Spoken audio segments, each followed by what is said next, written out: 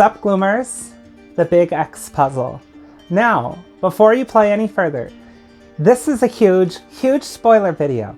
So if you haven't unlocked the X puzzle or haven't finished it or anything to do with the X, please navigate away now.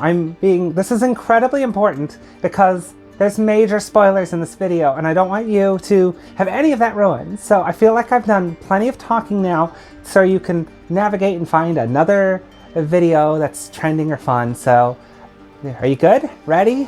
We're in mega spoiler territory now. Okay.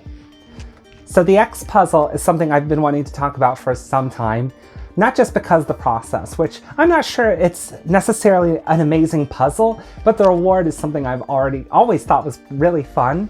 And the puzzle itself is actually kind of neat. I think there's some places that was definitely weaker than others, but we don't need to talk about the puzzle. We need to talk about that Isaac's actually updated the Blade Swarm in, it feels so weird to say, doesn't it? Blade Swarm. Saying it out loud. Okay. Anyway, Isaac updated it in Frosthaven update 99, and this is what's going to be shipping if you did get the X contents as an add-on for your Frosthaven game. You'll be getting this in its new updated version, so that's really cool. And not only that, but it's a really fun class. I actually was playtesting it, and huge props to Ripeway and Themris for their new take on the class, while still keeping it tangibly familiar to what people were, who had played the Blade Swarm before were like, oh, I know what this is, but also fixing up some of its problems. And I think ultimately, this is definitely one of those classes that needed it in like so many areas. Low-level Blade Swarm ultimately had a lot of AoE, but single target, it really struggled, and it actually didn't have a lot of good survivability for how much melee focus it was at low levels. However, at level 8 and higher, you found that you quickly could to overtake so many other classes, and with the right items, you will trivialize every scenario, even on scenario level 7. And unfortunately, after this update, the floor went up tremendously, but the ceiling went down a little bit. And I really think it's a much more rounded class. And it was fun to play test it because I was almost hurt at first. I'm like, well, I like that they changed with one card, and I'm going to get over them in a second, from 6 to 8 down to 1. And it felt much better. Like, yay, we can get that at level 1. But I felt, in general, the balance was scaled back. And then I'm like, I wanted to be like that powerful Juggernaut, and I realized it's not fun for everyone if I'm just stomping the whole scenario with the strategy.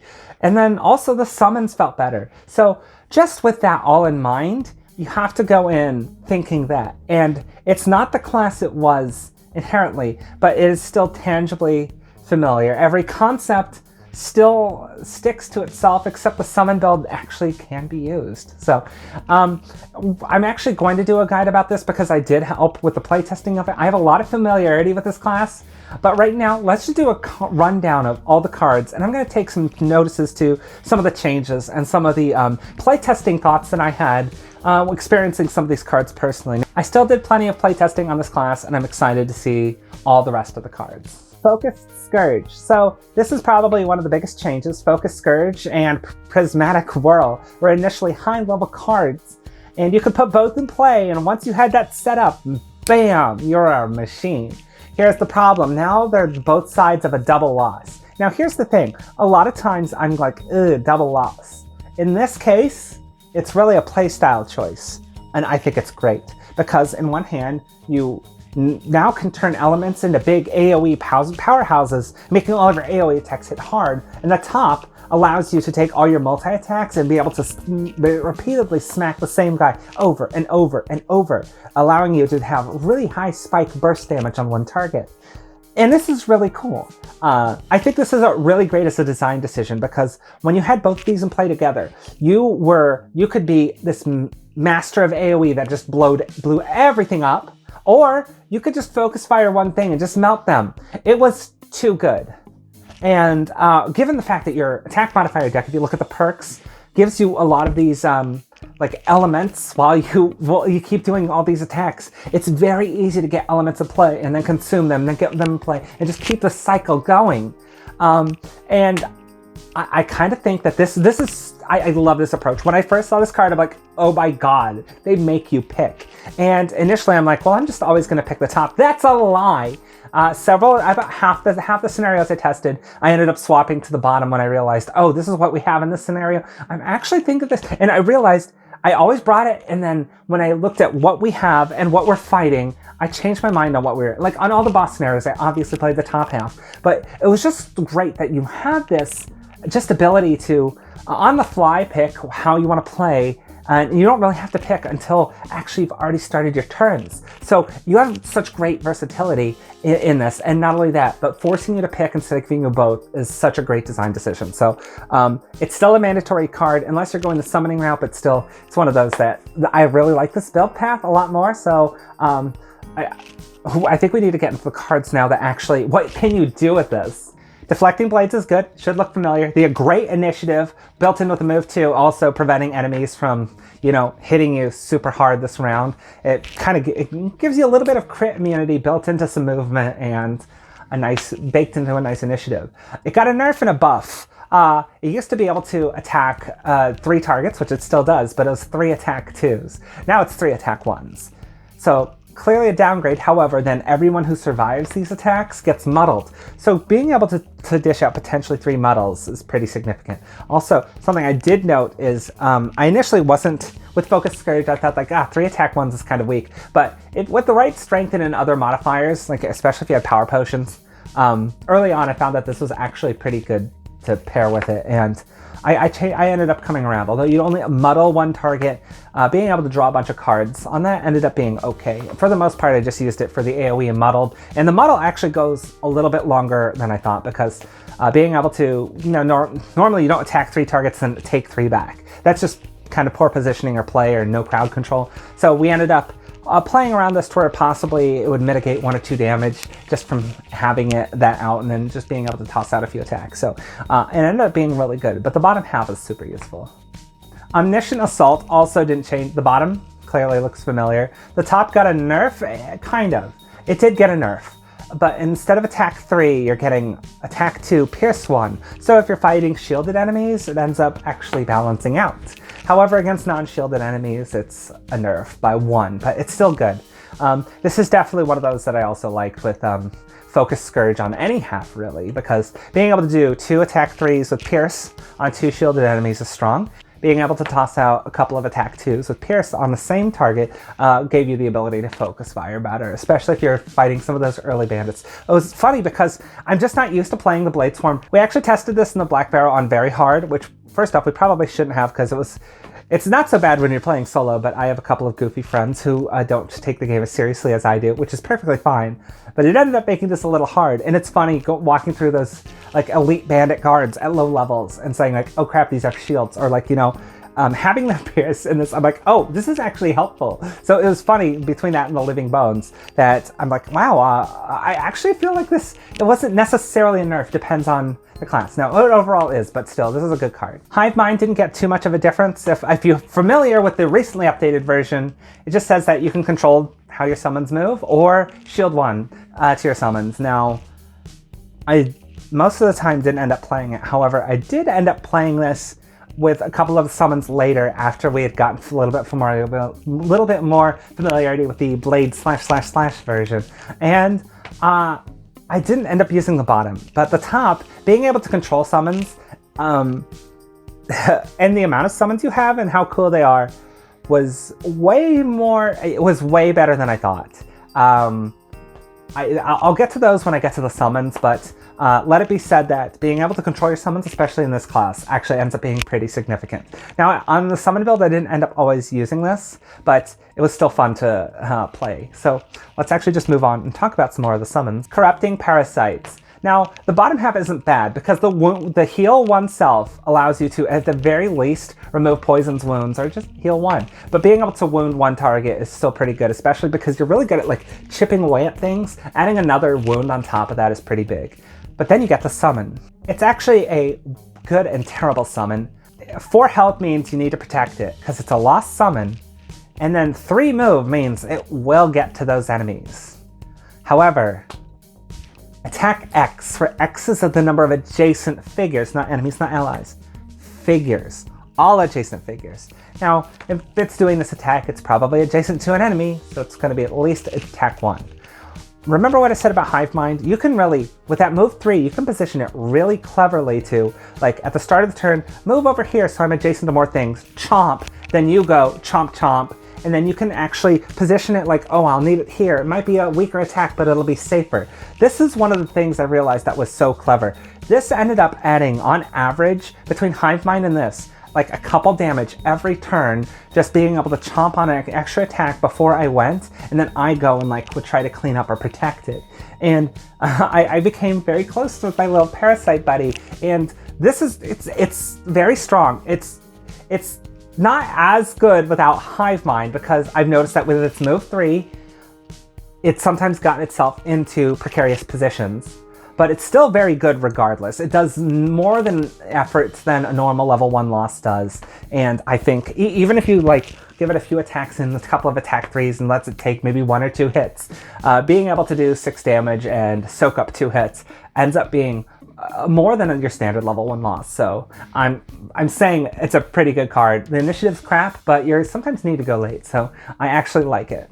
Death March is interesting. I'm not a big fan of the summon. Giving like free movement, cool, but ultimately it's like a standard, I don't know, reminds me of the skeletons from the Bone Shaper that's slightly tougher and gives you some more mobility. Ultimately, I was pretty unenthused by it. However, it ends up being a really good card.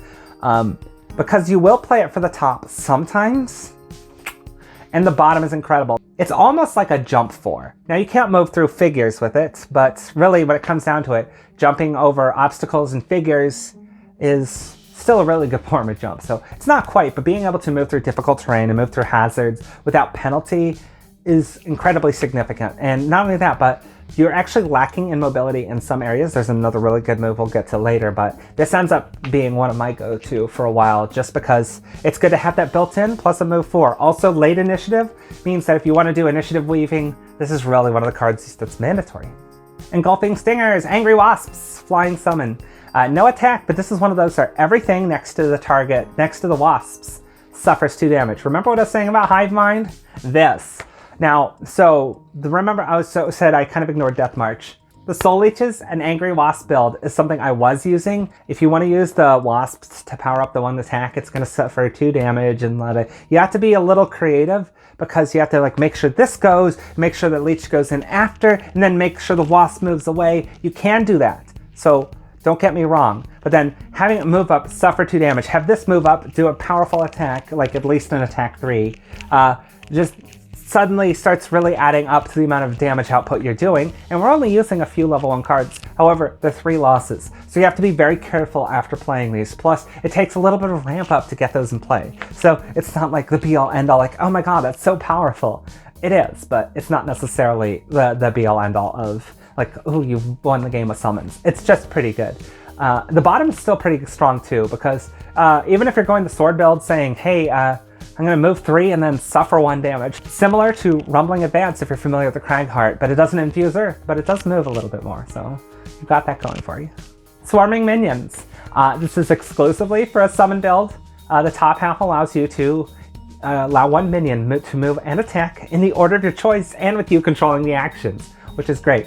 The bottom half, however, says you do that for all of your summons. And I actually didn't have so many out that the bottom ended up being as useful as I'd ever hoped, but the top ended up being pretty neat. Overall, I wasn't as enthused over this, and this is probably where someone's like, hey, I ended up playing this build and I used this card effectively. Great, I probably just screwed it up. Or we did test the summoning build at a little higher level, so maybe it's one of those that it gets rotated out. I'm not super enthused about it, but I can see how it would be useful, especially once you get some of the neater summons. We'll get to those later. Scattered Defense. This one's pretty good, if only because it's got a decent initiative and it's got some stuff built in. I do think it's built more for the summon build. Number 1, being able to shield retaliate is still good. You can use it in the melee build if you want. And the bottom half is really great if you're going with summons, because being able to move 2 and then reposition on one of your summoned allies is also important. Being able to reposition an ally, especially with you controlling the movement, allows you to either say like, you need to get over there. so get over there. Or like, you're going to die, move back, so I take the hit instead. Allows you to be a little bit clever with it. So, and also the top, even if you aren't using it for that, the top might be able to allow you to get to the front, take some hits, while still shielding and retaliating, and getting some little more chipping away damage while also protecting yourself. Compared with the initiative, it's a pretty strong card. It's one of those where I didn't end up using it a lot in the melee build, but we saw it a lot more with this summon build. Call of the Grave. Now I want to talk about the bottom. So you actually have more access to wound later, and depending on who you're grouped with, you might have a lot of access to wound. So it's a little conditional. It also gives you an element to work with if you're going for the bottom half of Prismatic Whirl. So this ends up actually being either really strong or not great, but it's one of those conditional cards that if you're using it correctly, it's super, super powerful. But I think a lot of people are going to be a little underwhelmed because they want to have more cards with wound, and ultimately the Blade Swarm only has a handful. The top half is useful for the summon build, not only because it gives you a free attack on it, but then every summon next to it also gets to pile on their attacks. When this is the one I noticed with Hive Mind ended up being pretty fun. I ended up liking this a lot more than swarming minions for that reason. The Storm's Edge. Remember I said you have wound? Here it is. Wound everything next to you, which is cool. And the bottom half gives you an element if you're using the cyclone version of Focus Scourge is great, but also gives you 3 attack 2s, either being able to pile them up on the same enemy, good, or being able to hit 3 different enemies and turning an element into being able to turn this up to potentially 9 damage. Then you heal equal to double the number of enemies targeted. So if you end up piling all this out into one guy, congratulations, you've destroyed him and you only healed a little. But if you are able to multi-attack with this, you can heal quite a bit and put quite a bit of damage out. It's an incredibly strong bottom loss. I think it's very powerful, so I ended up liking this card. And even then, in the interim, being able to wound a bunch of enemies is still pretty decent. So I liked it, but it's one of those where the top is a little conditional, the bottom's a little conditional, so I liked it, but it wasn't like, man, there's something about this I wanted a little more from. Because there's not always a situation where you just want to wound everything next to you. You want some more burst damage. And anyway, it's still fun.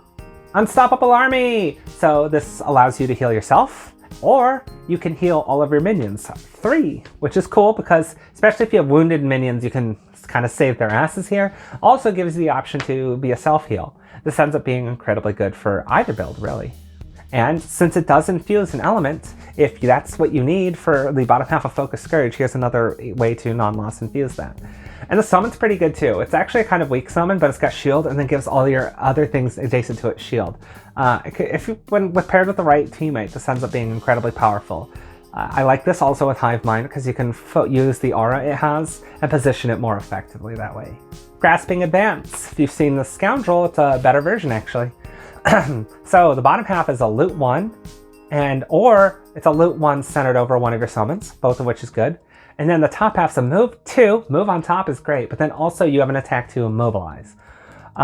I noticed a lot of times I would use this to attack an enemy, immobilize them, and then use a bottom card to just get out of the way onto like another loot or progress the room. But I found that the top half ended up being, in situations, ended up almost being like hard crowd control. So I actually am pretty fond of this card. It ended up getting rotated out fairly early in some of our playtests, so it was a good lower level card, but we did grow, we moved on to some of the other higher level cards with it. Tomb of the Immortal, still unrecoverable, and that makes sense. So pick one of your lost cards and immediately play it. It's pretty good if you have a really good loss, or if you are relying on one of your summons or that you lost and you're like, oh crap, now what do I do? Tomb of the Immortal, get it back. And this is one of those cards where it's very situational. But what's on the other half? A move 5 situational top? That's a prime card. So at the very least, you have a really, really good mobility until you need that top half.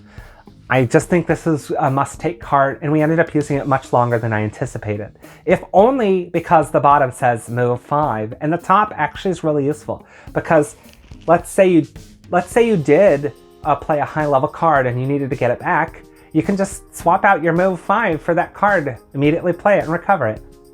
Neat. Overwhelming Offensive, and I love this card. Doesn't matter what build you are, it's a pretty good card. So let's go to the bottom first. It's a move 3 that gives you an element, which is still good. This is very familiar. However, they've changed the wording of it slightly now. Basically, whenever an adjacent enemy moves away, you can teleport from where you are to a hex adjacent to the enemy that just moved, allowing you to constantly be stuck to whatever target that you want until, you know, this effect ends. This is really powerful because sometimes you want to just be able to get to enemies or allow to clear distance, or say like, hey, that ranged enemy, wouldn't it be great if you had disadvantage? Like, well, I'm just going to move away. No, you're not. I mean, you will move away, but now I'm still next to you. And not only that, because of the teleport, you can teleport on various sides. It's cool. It's a really good card. It's more fun. It's hard to explain without showing you, but it ended up being incredibly useful in the melee build. And the top build's still super useful because not only do you get attack 2, which is weak, but if one of your summons is next to the target, and it almost certainly will be, you add disarm, which is really good for protecting your summons, because if you're both next to it, it will attack your summons first. So if you're like, hey, my summon's gonna attack you, I'm gonna attack you, you're disarmed, you go, you don't attack my summon attacks you, and then I attack you, usually they're dead. Strong card for both builds. Ultimately though, on the melee build, I did like Infest. And Infest is actually really good for... I love this, how they're like, what card's better for what build? They both are. So, Infest, not only attack 3 and poison's nice, but giving an element means if you're going AoE, you can attack 3, poison a target, and then use that element to multi-attack on your next turn to get +1 to all of your attacks for that round. And then one of the targets is probably poison, so you might get +2 on that and +1 on all the others because it's easy element access. I really do think the melee build really benefits from this a lot, although if you took the other card for its movement, I would understand that as well. The bottom's cool because you attach it to a summon, permanently making it poison to all its attacks.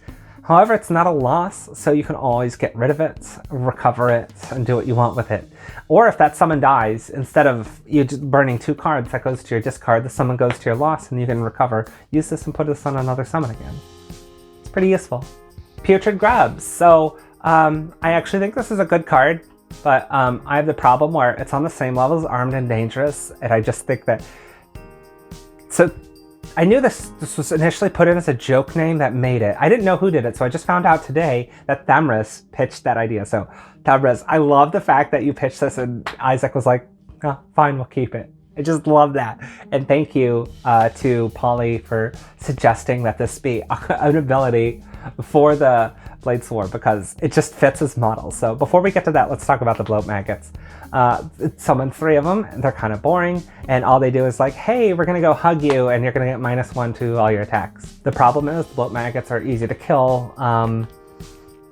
It's semi-hard to protect them because they have to be adjacent to enemies. You summon 3 of them. It's okay. I think there's probably better ways to play it. With Hive Mind, it's not as bad, and you can time initiatives, but I think if you're trying to give enemies like really big penalty attacks, burn a loss, I think there's better ways to do it. The bottom half, on the other hand, giving you a movement and a shield with the... I mean, that's a strong one, but it competes with Armed and Dangerous. So, Armed and Dangerous, let's just go to the bottom first. If you are using the summon build, you can now move all of your summons, and you control the actions. That's really good. The top half, on the other hand, gives you some really nifty stuff. So if you're really lazy, you take the bloat worms for the bottom half and get that move and shield in one because you're a melee build and ultimately you want that. However, the top half allows you to stack a lot of stuff because one of the problems I found is I love how you can do all these multi-attacks, and that really lends itself to like Warhammer. Being able to, once per scenario, be able to like stun 3 people can save rooms. Or 4 people, or more. This depends on some of the cards.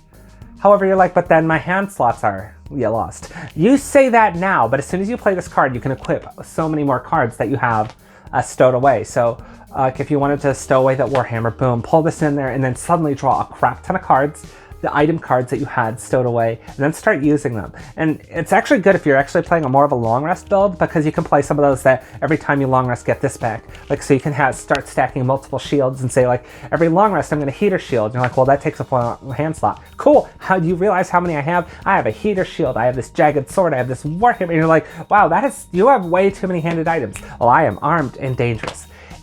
I'm not sure. And here's the thing. I think we were supposed to do more math on this, but we ended up just thinking it was fun. And that's what it comes down to. This card is fun. I'm not sure if it's necessarily the best option, but it's fun. So I played it several times. Vampiric Tempest.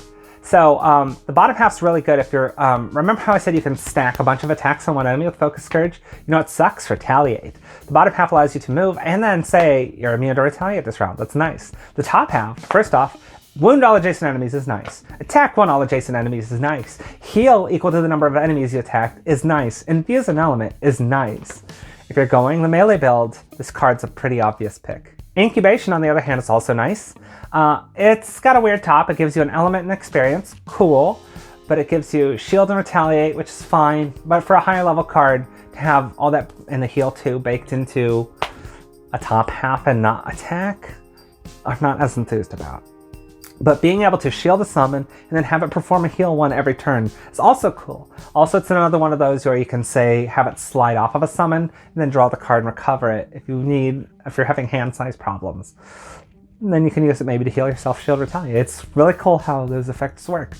I didn't get too much play with this, but when I did play, I ended up liking it just because you've got some versatility. I did not take it with the melee build though.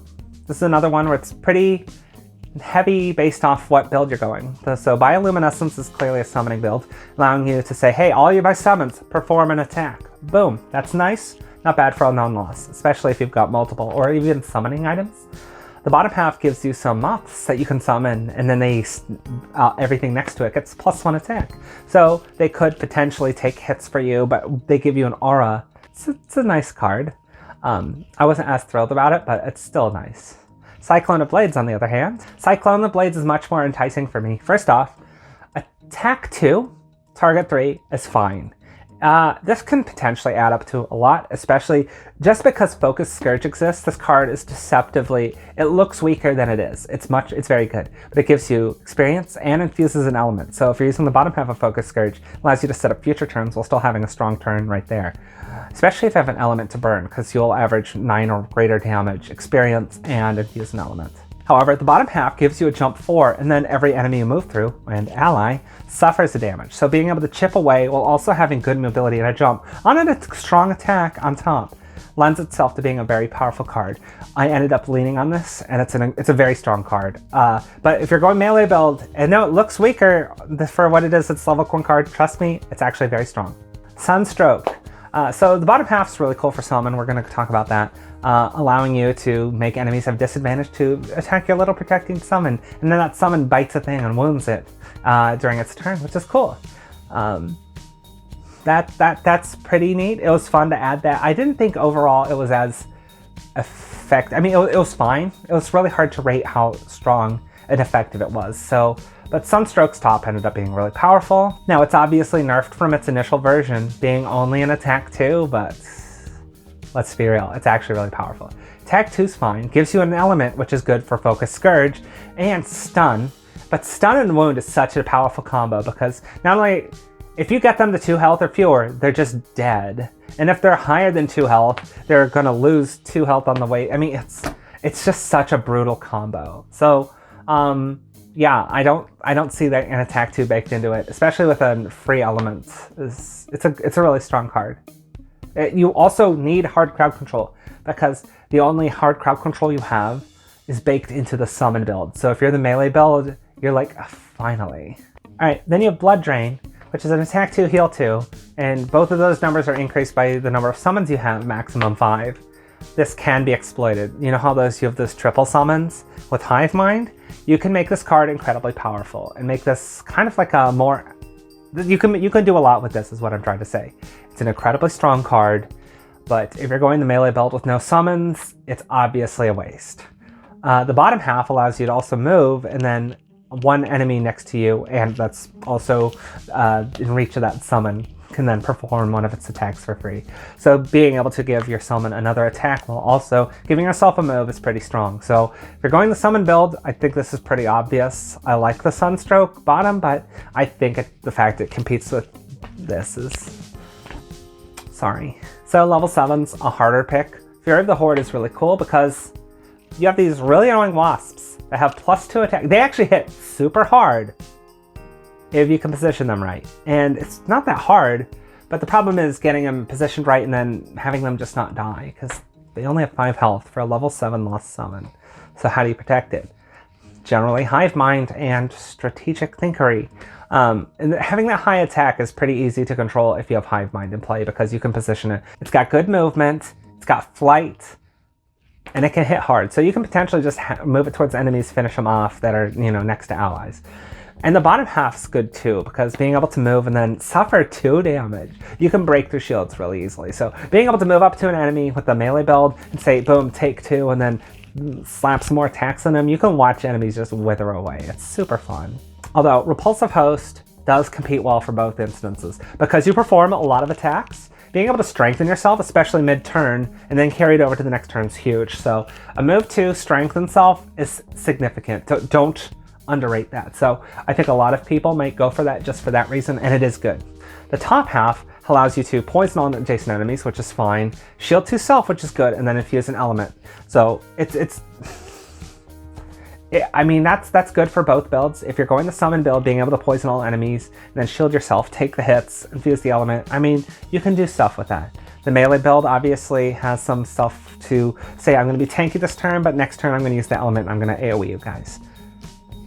And obviously both bottom halves. So it really depends on what flavor you're going for, but I think I usually ended up leaning more towards Fury of the Horde, but I do understand that, you know, bottom, especially once you go to Frosthaven enhancements, bottom half strength and selfs are much harder to get. Just take note. Bone Daggers. How the Mighty have fallen. Now, it's not awful, by the way, but it's not as good, because it used to be, this just in, way too powerful. So the bottom half's nice. So let's just talk about that first, because at the very least, you can attack 2 different things. So if you're the Focus Scourge, you can attack 2, wound a guy, which is still pretty good. Or you can, if you're the Prismatic, if you're going the bottom half, you can attack 2 different guys, or attack 3 different guys, and wound them both. Or even if you could do that with any of them. But then, not only that, but you can element that you can use the next turn if you're using the Focus Scourge bottom half. That ends up being super strong. The top half, on the other hand, first off, it's an attack 2 4 times. If you're AoEing, you could, there's just so much you can do with this. If you're going the Focus Scourge build, sure, first off, you're going to take potentially up to 4 damage from this card, so I get it. But it's very easy to like dump power potions or get buffs from Focus Scourge or other things into this to really stack up to huge hits. And even then, if you don't like the top half, the bottom half's really strong too. So giving yourself damage output in the form of the bottom half. So even if you want to use other attacks for the top, this actually has some incredible burst damage, especially on bosses. I mean, I had the one where I was strengthened, and I'm like, all right, I'm just going to pop a power potion. I'm next to my thing, so I have an aura. And it's like, let's just see how this goes. I'll take 4 damage, but I mean, I've got stuff stacked up well. Well, I know you're like, well, that's pretty conditional because you have a major power potion and you're next to an aura with +1. It wasn't that hard to get all those stacked up. It ended up very quickly running away with over 20 damage on a nonetheless card. And that was tight. So you don't always have a setup like that, but more often than not, I noticed that this card is very easy to do over 10 damage with, especially at this level. So I'm like, holy crap. So you take 4 damage or less, depending. So we actually found out quickly that sometimes you'll kill things too fast and you won't actually take all the attacks. But being able to take 2 to 4 damage and do very easily over 10 ended up being super good. So if you're going the melee build, you're going for this. Endless Biting for the summon is great because you can make all your summons bite away, but it's pretty easy to go over, so let's go over to the bottom half of this. Your summon now pierces on everything, fantastic, and is immune to retaliate. So if you want to protect one summon in particular on very annoying scenarios, because I know there's a couple classes that are like summon heavy, and they go like, wow, that scenario sucked because there's so much retaliate. Well, you can protect your one summon by adding, not only giving it pierce, but giving it immune to retaliate. So like, screw you, flame demons. I mean, that's really, the card's bottom half says, screw you, flame demons. I think that's, there we go. Much better. So, yeah, it's really good for the summon build. No matter which part of the card you're using, you're going to pick it. And the other card you're going to pick for the melee build. I know I said that there's some cool parts because you go like, maybe if you're doing this, maybe this, maybe this. Level 8's pretty binary in that regard. Wasteland. So you've got a semi-weak summon that's actually really powerful. 7 health, on a melee summon at this level is not great. It's got great movement, and attack 3 is okay, but you want more than that out of a level 9 melee summon loss. However, if it's attacking an enemy with a debuff on it, and oh boy, is it very easy for this class to get debuffs. It disarms them. So it has some not only hard crowd control, but self-protection built into it, because more often than not, you'll be able to very easily get poison or wound out onto these enemies, and having it be able to run up to them and then disarm them, and then so when it goes, it won't be hitting, and then continuing this chain ends up being really powerful. The bottom, on the other hand, is incredible as well. You pick one enemy within range 3, and then infuse dark. Cool, right? You pull that enemy towards you, you wound them, you poison them, you disarm them, and then you make them take 2 damage. That's so much built into one bottom half. I know it's a level 9, but it's still strong, and I like that. I like that you pull them in and then just dump everything on them. It's fun. Also, this is another fuck you flame demons, which I'm always a fan of any card that's like that. All right, Oasis. First off, nice initiative at 4. So the bottom half's okay because you get a good move, and then you get to heal yourself, and then all the summons that you move through, whatever. It's fine. I mean, the summon build probably likes that. The top half gives you recover 2 losses and play both, blah, blah. I wasn't as big a fan of Oasis when I initially played the Blade Swarm through our campaigns, and it's still kind of suffering from that. It's still cool because it gives you a bunch of burst damage potentially, but it doesn't give you as much stamina as I want. Because this is unrecoverable and you lose a card, you do get to recover 2. It can help, but I mean, I don't know. It will give you 1 turn of burst, a little bit of recovery, but I kind of really like the bottom of Wasteland. I don't know. I think I'm just attached to just that fuck you flame too much. So I ended up using that a lot. And the top part, the summon's really strong too. No matter what build you're going at, the top summon's strong, so it's nice. Just talking about the Blade Swarm on the whole, it's nice to see that first off, the summoning build feels more viable and not just one super cheese option once you hit level 7. If you're familiar with the old build, you have that. And not only that, but there was a lot of like a hybrid, because sometimes I'd play the melee build, but then I'd still summon a thing. And that felt cool. And then having the summoning build still running forward and kind of being semi-tanky, semi-melee, it really felt like a very cohesive class. And you have the problem of, like all allies. You have that problem like you see with the Cragheart or other Harrowers. And I really think that this was just a really fun thing to play. It was a blast to test. I think it's more fun for the whole group.